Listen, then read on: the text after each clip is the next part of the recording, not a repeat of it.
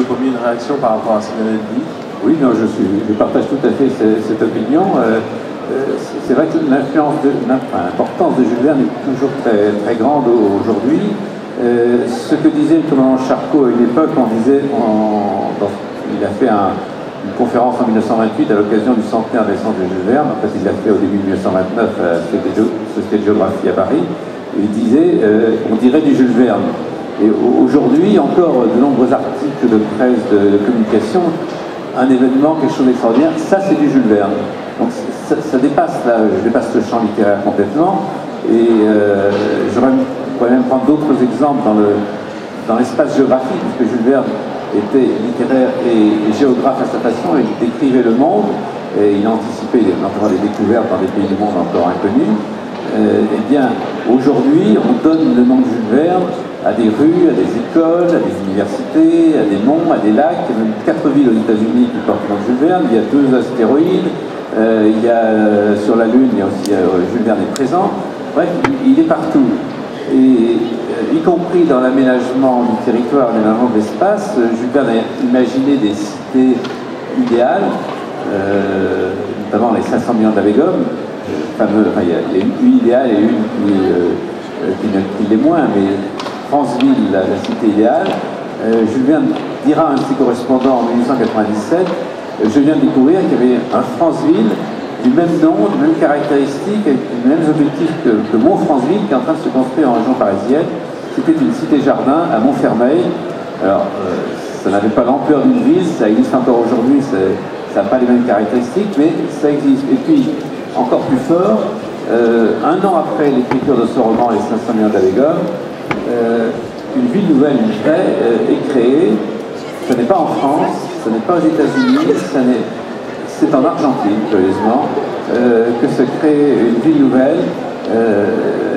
Buenos Aires devenait capitale du pays, il y a une transformation politique en Argentine, et la région de La Plata où était Buenos Aires avait besoin de se trouver une capitale. On crée une ville nouvelle, totalement nouvelle à La Plata, qui en 6 ans avait 80 000 habitants, qui aujourd'hui en a 500 000, et qui en 1999 a demandé à l'UNESCO une reconnaissance au titre de patrimoine mondial de l'humanité en tant que cité de Jules Verne. Oui, bon, je le fais très court. Bien sûr, Jules Verne, cette ville n'est pas tout à fait identique à Franceville, il y a plein de différences, mais il y a quand même une filiation qui était demandée, souhaitée. Ils sont venus la présenter à une exposition universelle en disant voilà, c'est la ville de Jules Verne, on vient en France à ce moment-là pour le dire. Et encore, à la fin du siècle dernier, une demande de reconnaissance. Donc, on retrouve aussi là, dans ce domaine qui n'est plus littéraire, mais qui quand même sont d'autres enfants de Jules Verne, sont des lieux, sont des villes, ce sont des lieux qui sont dénommés Jules Verne, et ça participe un peu de ce même univers où ça reste une référence à laquelle on a envie de se plaire. La question de Simon était intéressante, est-ce que c'est une filiation directe finalement, ou est-ce que c'est une filiation indirecte par de jeux de rebond, alors en littérature via Wells et puis la science-fiction américaine? Est-ce que c'est aussi le cas? Est-ce qu'on peut dire que l'influence est si directe qu'on peut coller le mot enfant? Ou est-ce que nous sommes des cousins, des petits cousins éloignés? C'est les deux à la fois. Quand on parle de ville, c'est parce qu'il y a toute une dynamique de ville hygiéniste au XIXe siècle, que Jules Verne s'en est inspiré pour décrire sa ville de Franceville, et que après des architectes de la même mouvance ont créé des villes réelles, et que ceux qui ont repris ces villes ont eu envie de faire la référence à Jules Verne parce que ça donnait une aura supplémentaire. Donc ouais, c'est direct et indirect à la fois. Simon? Je voulais juste préciser une chose. Je ne voudrais pas donner l'impression non plus que je considère qu'il y ait une main invisible de Jules Verne qui traverse la science-fiction française et qui lui donne sa forme. Non, pas du tout. De ce point de vue-là, ce qui est intéressant dans cette idée d'enfant de Jules Verne, c'est qu'il faut quand même reconnaître une chose, c'est que ça n'est pas par Jules Verne que la science-fiction française, depuis 1950, a acquis ses lettres de noblesse. C'est-à-dire que c'est en faisant réellement autre chose, quelque chose de nouveau, de différent, influencé en partie par la science-fiction américaine, mais pas uniquement, et il serait étrange disons, de revendiquer comme un titre de gloire l'idée d'être enfant de Jules Verne. Il me semble que les auteurs français ont plus intérêt, parce qu'au départ c'est une tentative de légitimation, de retour à l'idée d'une science-fiction française, mais il me semble que les auteurs français ont tout intérêt, d'ailleurs ils ne se réclament pas si souvent que ça de Jules Verne, de faire valoir leurs mérites respectifs. Et nous sommes très très loin, dans la science-fiction qui est écrite de nos jours, du type de récit qui était la marque de fabrique de Jules Verne. D'un point de vue histoire littéraire, on est dans quelque chose d'extrêmement différent. Donc à tel point que, au-delà d'une référence un peu lointaine, bon, c'est un héritage, mais comme l'œuf mitochondrial, bon, il est enfoui, il s'éloigne de plus en plus. Oui, c'est ce que c'était pas anticipé ma prochaine question. Non, mais c'est très bien. Sur effectivement, qu'est-ce qui reste en littérature, mais peut-être c'est aussi une question pour Jean-Yves Pommier, et puis on s'intéressera au cas de l'Allemagne. Sur cet aspect sciences et techniques, sur cet aspect voyage, est-ce qu'il y a des fils directs, comme tu viens de le dire, les fils sont complètement indirects, et c'est un héritage un petit peu enfoui dans ce qui se produit entre 50 et 80 et aujourd'hui? Disons que, pour être clair là-dessus, c'est que personne ne lit Jules Verne en se disant, enfin aucun auteur de science-fiction français ne lit Jules Verne en se disant, voilà mon modèle, voilà, à partir de ça je vais écrire un récit. C'est pas une influence vivante à ce niveau-là. C'est quelque chose qui travaille l'imaginaire en profondeur, mais quand vraiment on peut relier à Jules Verne, à ce moment-là c'est un hommage explicite, comme par exemple le roman à quatre mains, Un an dans les airs, là, qui est sorti cette année, et qui présente effectivement de nombreuses choses, d'un seul coup, dont effectivement je vois que Nicolas Fructus par exemple a illustré. Ça c'est un hommage direct, c'est faire du Jules Verne, et c'est un hommage. Mais au-delà de ça, le type de récit a changé, il y a eu une évolution en histoire littéraire très importante, et on est beaucoup plus proche des techniques narratives développées pendant les années 40 et 50 aux États-Unis. Quand on lit un livre de science-fiction français, c'est là que se sont faits l'essentiel, les premiers outils de narration. La narration, disons, à la Jules Verne, identifiable comme telle, elle n'est plus à la source vivante de quelque chose qui s'écrirait de nos jours en France, me semble-t-il. Juste pour vous dire que j'ai fait monter sur scène Nicolas Fructus, qui est illustrateur, qui vient notamment de faire un livre qui s'appelle Un an dans les airs, donc directement inspiré de Jules Verne. Et je me le garde en réserve, je voulais bloquer Nicolas pour qu'il nous parle d'une partie un peu illustration en fait. Globalement, est-ce qu'il y a une influence et peut-être aussi dans le steampunk aujourd'hui ou des choses comme ça, voilà, il y a une filiation. Je voudrais revenir à ça, Monsieur Pommier, parce que le point de vue de Simon, mais qui est sans doute aussi un petit peu le mien, on regarde ça de la place de la science-fiction française. Vous qui êtes plutôt de la place de Jules Verne, comment est-ce que vous voyez cette influence littéraire? Oui, je suis moins bien placé que vous pour parler de science-fiction, parce que ça n'est pas mon domaine, mais je crois qu'effectivement, il y a une distance qui est importante entre la science-fiction et Jules Verne. Il n'était pas, comme le disent les Américains, le véritable père de la science-fiction, mais il a un style et un univers et une œuvre qui est une référence telle que les Américains ont fait le lien direct.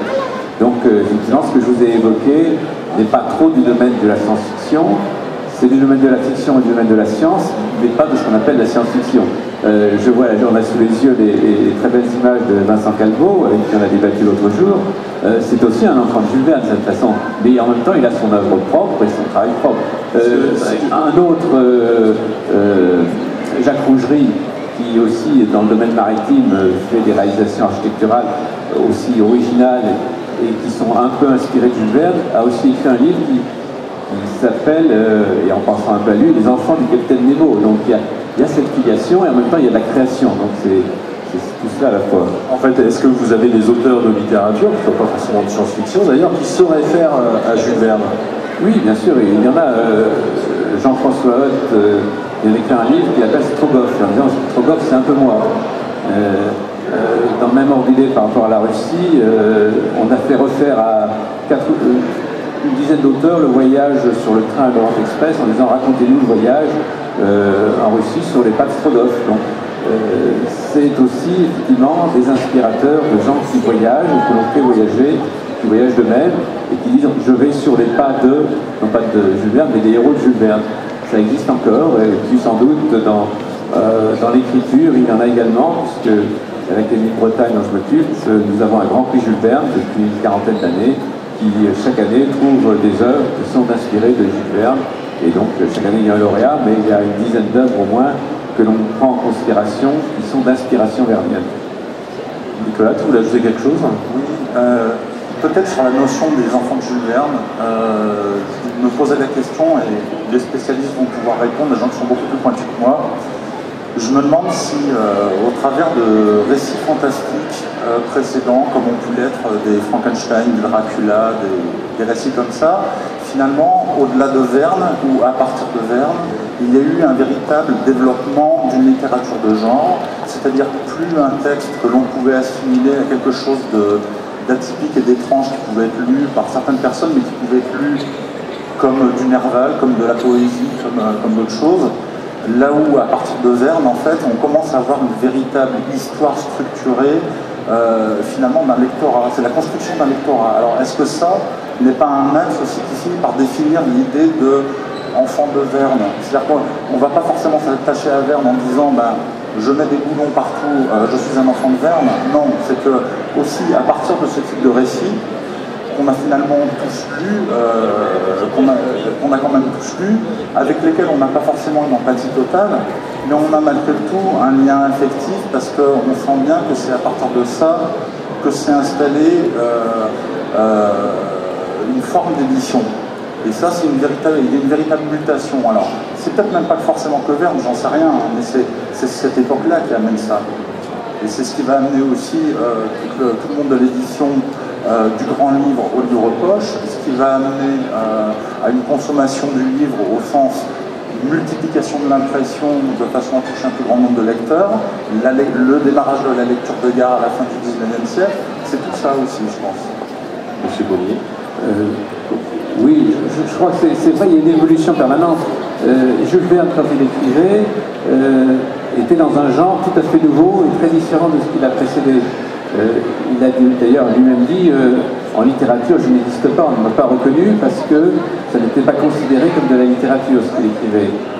Donc à chaque époque, les choses évoluent. Lui-même s'était inspiré d'Edgar Poe, de quelques auteurs connus, Walter Scott, Dickens, un peu, mais il a créé un genre nouveau par son style, par le sujet, y compris par le mixage intéressant par rapport à ce qu'on vient de dire, illustration-livre, car les livres de Jules Verne comptent aussi par les illustrations qui renforcent le texte et qui se croisent, qui se répondent l'un à l'autre. Bien sûr qu'après lui, on ne recommence pas à faire la même chose. Donc, il nourrit d'autres genres d'inspiration, la science-fiction, des bandes dessinées, des différentes formes d'expression, à la fois en genre littéraire et en mode de fiction totalement différente, mais qui se nourrissent pour partie seulement de Jules Verne. Simon, là-dessus? Sur quel aspect? sur Jules Verne en tant que grand inspirateur et démarrage de genre. Il y a une, je dirais pas une dette, mais disons, il y a beaucoup de choses qu'on peut mettre au crédit de Jules Verne en termes de figure qui a accompagné un certain nombre de choses, mais disons la vogue des voyages, la vogue du récit d'aventure n'est pas intégralement, ne peut pas être rabattue sur Jules Verne en tant que tel, et elle s'est développée indépendamment de lui. Après, je ne suis pas spécialiste de ces questions au XIXe siècle, donc je ne sais pas.